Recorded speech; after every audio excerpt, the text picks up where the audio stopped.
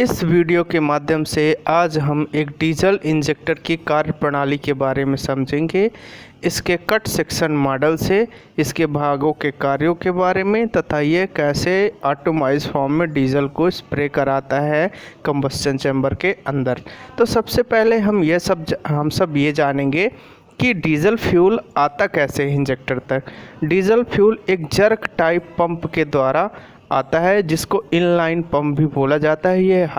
ये फ्यूल को high pressure के साथ फ्यूल लाइन के माध्यम से इंजेक्टर तक पहुंचाता है और इसके बाद की प्रक्रिया इंजेक्टर के द्वारा पूरी कराई जाती है। फ्यूल को ऑटोमाइज फॉर्म में कंबस्शन चैम्बर में स्प्रे कराया जाता है।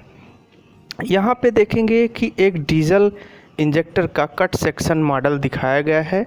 फ्यूल यहाँ से इनलेट होता है जो कि हाई प्रेशर फ्यूल होता है, जिसको प्रेशर किसने दिया था, एक जर्क टाइप पंप जिसको इनलाइन पंप भी बोलते हैं, उसके माध्यम से फ्यूल में प्रेशर क्रिएट कराया गया। और यहाँ पर ये देखेंगे कि जो ये पिंक कलर की लाइन में दिखाई गई है, यहाँ से फ्यूल इनलेट होता है। फ्यूल इनलेट होने के बाद यह नोज़ल बॉडी के माध्यम से नोज़ल तक पहुंचता है, जहां नोज़ल वाल्व नोज़ल को बंद किए, नोज़ल के जो छेद होते हैं उनको बंद किए रहता है। फ्यूल में इतना ज़्यादा प्रेशर होता है कि यह नोज़ल के जो वाल्व होती है उसको क्या करता है, ऊपर की ओर लिफ्ट करता है और उससे जुड़ा जो ये स्पिंडल है वह भी क्या हो जाता है, लिफ्ट हो जाता है स्प्रिंग के दबाव के विपरीत। देखेंगे यहाँ पे स्प्रिंग लगी हुई है और उसके ऊपर एडजस्टिंग स्क्रू लगा हुआ है। अब यहाँ क्या प्रक्रिया होती है ये हम सब समझेंगे। यहाँ क्या होता है, जैसे ही हमारा ये जो नोज़ल का वाल्व है ये खुलता है तो नोज़ल के जो छिद्र हैं वो भी खुल जाते हैं और ये जो हाई प्रेशर फ्यूल आया हुआ था फ्यूल इनलेट के माध्यम से यहाँ नोज़ल तक, वो क्या होता है, ऑटोमाइज फॉर्म में स्प्रे हो जाता है। अब इतना उसका प्रेशर होता है कि ये 1500 से लगभग 2000 psi तक पहुँच जाता है। फ्यूल का प्रेशर दो तरह से बढ़ता है, एक तो वो जो जर्क टाइप पंप प्रेशर के साथ भेजता है और दूसरा ये जो स्प्रिंग है, स्प्रिंग भी अपने दबाव से क्या करती है, फ्यूल में एक प्रकार प्रेशर क्रिएट करती है।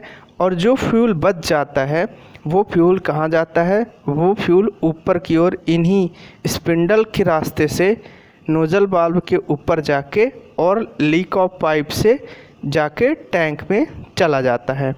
अब फ्यूल यहाँ इंजेक्टर का जो प्रेशर है उसको एडजस्ट करने के लिए एडजस्टिंग स्क्रू भी दिया रहता है कि इंजेक्टर का प्रेशर एडजस्ट, जैसे कभी कभी इंजेक्टर का प्रेशर कम हो जाता है तो इंजेक्टर का प्रेशर बढ़ा भी दिया जाता है, कभी कभी इंजेक्टर का प्रेशर ज़्यादा हो जाता है तो इंजेक्टर के प्रेशर को कम करने के लिए भी एडजस्टिंग स्क्रू का उपयोग किया जाता है।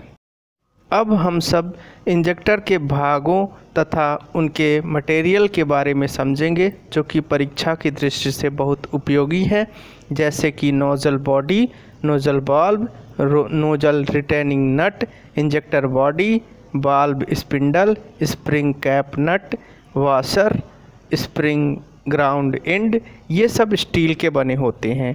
और वाशर कैप जो कि लीक ऑफ सीलिंग वाशर होता है यह एल्युमिनियम का बना होता है। Lock nut, protection cap, leak off screw ये स्टील के बने होते हैं। और वाशर जो कि कॉपर का होता है, ये जो है वो कॉपर का बना होता है 13 नंबर में जो कि दिखाया गया है। यहाँ पे दो चीज़ें अलग हैं, जो 9 नंबर में है वाशर वो एल्युमिनियम का, जो 13 नंबर में है वो कॉपर का, बाकी सारी चीज़ें स्टील की बनाई जाती है। आशा करते हैं इस वीडियो से इंजेक्टर से रिलेटेड आपकी सारी क्वेरी जो होंगी वो पूरी हो गई होंगी।